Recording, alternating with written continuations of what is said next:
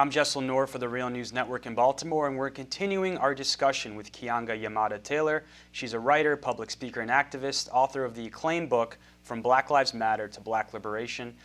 So, Keeanga, we've been kind of just, breaking down where popular discourse is right now about the issue of police brutality, and even the issue of, the conditions that exist in urban communities. When we're talking about black communities, really, poor communities, Latino communities in cities around the country.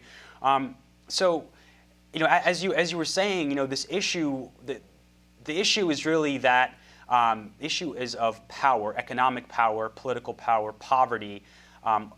Talk about what the solutions are to these problems, because that is something that is not being discussed. Occasionally, you will hear the issue of poverty being discussed on mainstream media, but not how we got there or how this must also be discussed and addressed if we're going to deal with issues of policing. Well, there's short-term or short-term solutions, and then there's long-term solutions. And we have to have long-term solutions because I don't think that the institution of policing in our society can actually be fundamentally reformed, because it requires understanding. And I say that because it requires understanding the role of police and the role that they play. So that's one thing, which is to sort of maintain the status quo. But in the short term, because that doesn't mean that we can't do anything. In the short term, I think that we have to have a campaign of intense decriminalization. And by that, I'm talking not just about drugs, which has become popular in some discussions, but we have to decriminalize hundreds of laws that are used to basically harass and steal money from working class and poor people. For a country that claims to worship small government, we have turned into a society that criminalizes almost everything. And so that just leads to, creates the pretext for wider and wider engagement with the police. And so we have to change that. An example of that is that Fernando Castile was stopped over 50 times in the past few years alone. Right, and fines of over $6,500. Yeah, and for infractions like a missing taillight or just without any even articulable reason, oftentimes, and this is common around the country. Exactly, and so that's a main issue. There's also the demilitarization of police forces. Once again, in similar vein to what we saw in Ferguson, we see an over-weaponized unit of police, particularly in Baton Rouge, who again look like they are engaging in combat with a civilian population.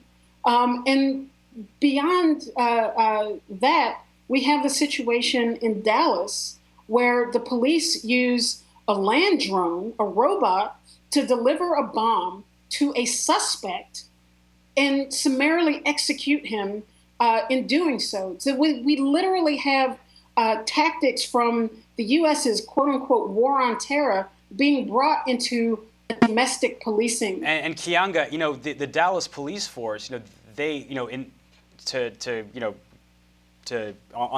their defense, they would argue that they were in this firefight for hours. They didn't want to put more police in danger. 12 had been shot. So how do you respond to that? That they didn't want to put further lives in danger. They had him cornered, and he refused to give up. Exactly, they had him cornered, and part of the scope of their responsibilities is to detain cornered suspects, not execute them. And I thought it was interesting that when the Dallas police chief, Dave Brown, was giving his first comments, he referred to Micah Johnson as a suspect.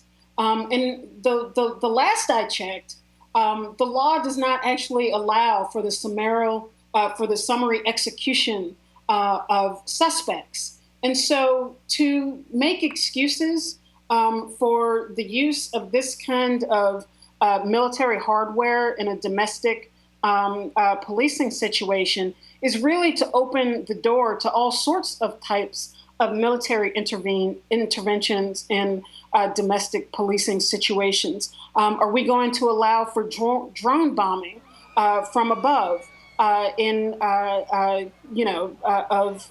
suspects or of people who are engaged with the police in some sort of way?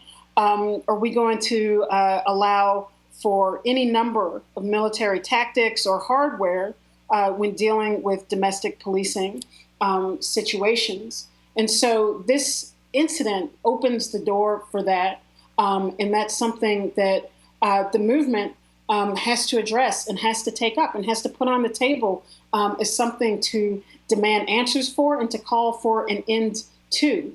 But also, I would say in terms of solutions or short-term reforms, rather, is that we have to go after the budget for police. In a city like Chicago, which is under tremendous fiscal strain, so much so that in 2012, 52 public schools were closed. Mm-hmm. Well, the Chicago Police Department gets 50% of the operating budget for the entire city, which is outrageous when you think about it. In the last 10 years, the Chicago Police Department or the city of Chicago has had to spend $500 million to settle cases of police brutality and wrongful death lawsuits connected to the Chicago police. I think in the last 12 years, it's been $640 million. And so any other public institution incurring this kind of debt, people would be fired or the institution itself would be shut down. And so we have to cut the budget of the Chicago or of police departments across the country. And I think connected to that is that we have to do something about police unions and the contracts that they have with these municipalities that they serve. Because what we're coming to discover is that police unions really act to institutionalize and even codify police misconduct. So again, in Chicago, for example, it is part of the police union's contract that officers are not allowed to make anonymous complaints about other officers, which, if you think about it, is completely absurd and, again, works to institutionalize police misconduct. And so these are, I think, just some of the things that we can talk about and think about as demands that can be a part of the movement as immediate ways that we can put a clamp on the activities of the police and try to curb some of their behavior. But I think in the larger scope of things, that we actually have to deal with the reasons why police are allowed to come into working class and poor neighborhoods in the first place. And that means dealing with the social issues that that give rise to crime in the first place. It means we can't close public schools. We can't close mental hospitals. It means that we have to have meaningful employment, not just minimum wage jobs. Even a $15 an hour minimum wage job is not enough to actually cover the needs of your average family. And so we have to think about all of those things and not just how do you tinker with this or that police force to stop issues of brutality and in some cases police murder. We have to have a much broader understanding of why these issues exist. Well, Keeanga-Yamahtta Taylor, thanks so much for joining us, and we'll certainly have you back on to continue this important discussion. Thank you so much for having me. Thank you for joining us at the Real News Network.